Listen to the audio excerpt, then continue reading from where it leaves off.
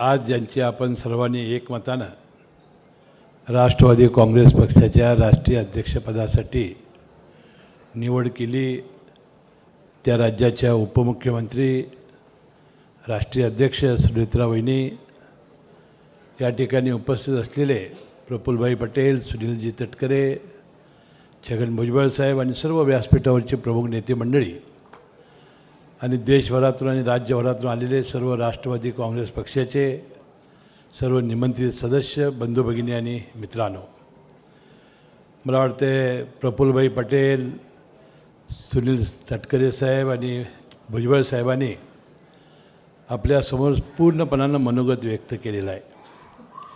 मी मनोगत व्यक्त करण्यासाठी उभा राहिलेलो नाही, फक्त सुनेत्रा वहिनींचं अभिनंदन करावं की ज्या पद्धतीनं राज्याचे उपमुख्यमंत्री अजितदादा पवार यांचं अचानकपणानं आपल्यातून निघून जाणं आणि सर्वांना पोरकं करून जाणं, आणि तो सर्वांना असा एक धक्का होता की ही वेळ आमच्या आयुष्यामध्ये येईल असं आम्हाला कधी वाटलं नव्हतं.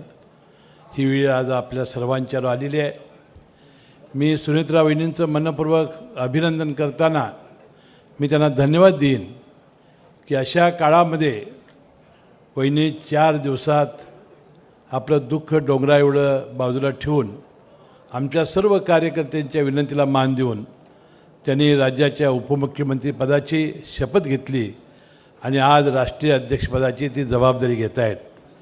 मी तमाम राष्ट्रवादीच्या सर्व कार्यकर्त्यांच्या वतीनं मी सुनेत्रा वहिनी तुमचं अभिनंदन करतो आणि तुम्हाला शब्द सर्व कार्यकर्त्यांच्या वतीनं देतो की तुम्ही आज जी जबाबदारी घ्यायला निघालेला आहात त्यासाठी आम्ही सर्व कार्यकर्ते तुमच्या मागं उभं राहू.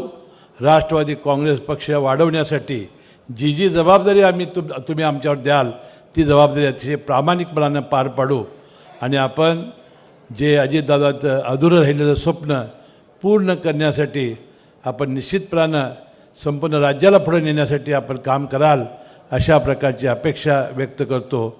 आणि आत्ताच भुजबळ साहेबांनी प्रफुल्लभाई पटेल हे अनेक वर्ष राष्ट्रीय कार्यकारी अध्यक्ष आपल्या पक्षाचे आहेत, त्यांनी पुन्हा तेच पद ठेवावं आणि राहावं अशी त्यांची इच्छा त्यांनी व्यक्त केलेली आहे. त्यांनी नाव सुचवलेलं आहे.